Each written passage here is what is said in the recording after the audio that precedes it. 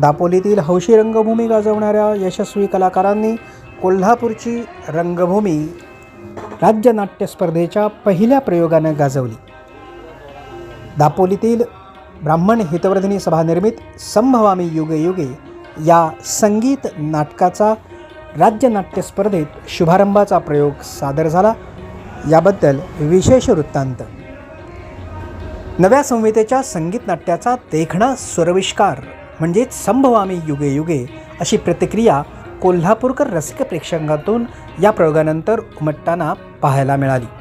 मनमोहना समरांगना छंद लागला तुझा, अतिपावन हे शुभनाम माधवा, केशवा मधुरा बरसती स्वरधारा, महाराणीचा मान मिळवण्या उपाय अतिहा सोपा, श्री हरीची करणी ही, नाथांचे मजवरी प्रेम असे भारी, पराक्रमी पुरुषात साजे अशा एकापेक्षा एक नाट्यपदांच्या स्वरसुगंधांनी संगीत सूर्य केशवराव भोसले नाट्य सभागृह अक्षरशः दरवळून गेलं होतं.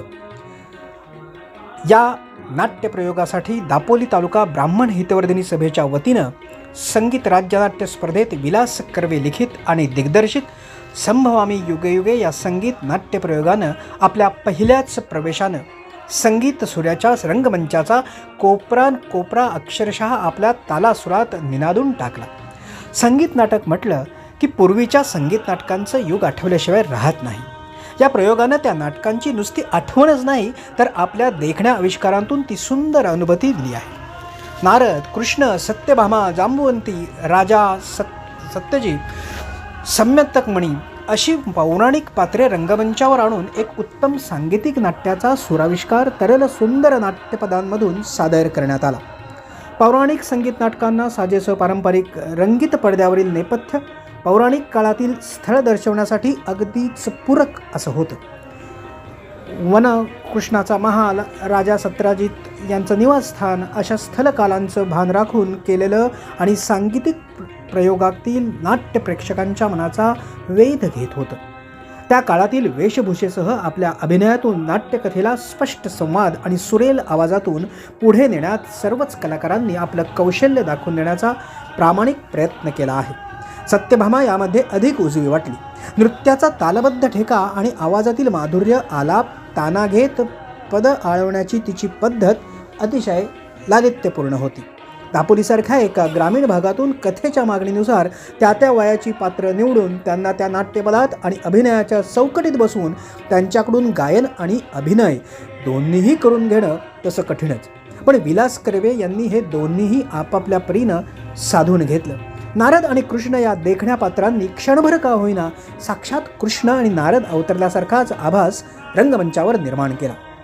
संगीत अलंकार असणाऱ्या आणि नारदाची भूमिका करणाऱ्या देवीदास दातार यांचा रंगभूमीवरील वावर सहज आणि लिलया होता.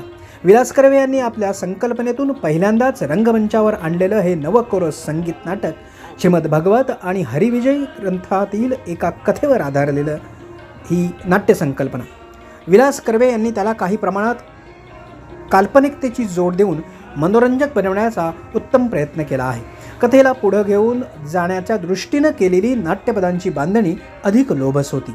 संगीत नाटक म्हणजे शास्त्रीय संगीताची बैठक नक्कीच नाही, पण नाट्यपदांतून एखाद्या रागाची झलक दाखवून तो राग आळवून नाट्य पुढं नेण्याची ती एक पारंपरिक चाल आहे. यातील सारीच नाट्यपदं कर्वे यांनी त्यांना असणाऱ्या कीर्तनाच्या आवडीतून लिहिली. निळकंठ गोखले यांनी या पदांना सुंदर असं संगीत दिलं. ऑर्गन, तबला, मृदंग, तालवाद्य अशा सांगीतिक साजांमधून हे सूर रसिक प्रेक्षकांच्या काळजाला हात घालत होते. त्यातील ही पदं गाणाऱ्या कलाकारांनी जी काही सुरांची आणि शब्दांची सुज्ञता दाखवली ती वादातीतच आहे आणि यामुळंच अभिनयाकडे दुर्लक्ष होत नाही ना हे पाहणं देखील आवश्यक आहे. एकंदरीतच कोल्हापूरच्या रंगमंचावर सादर झालेला दापोलीतील संगीत नाट्याचा देखणा सविष्कार संभवामी युगे युगे नक्कीच भाव खाऊन गेला. विशेष प्रतिनिधीसह निवेदिता, फास्ट न्यूज, दापोली.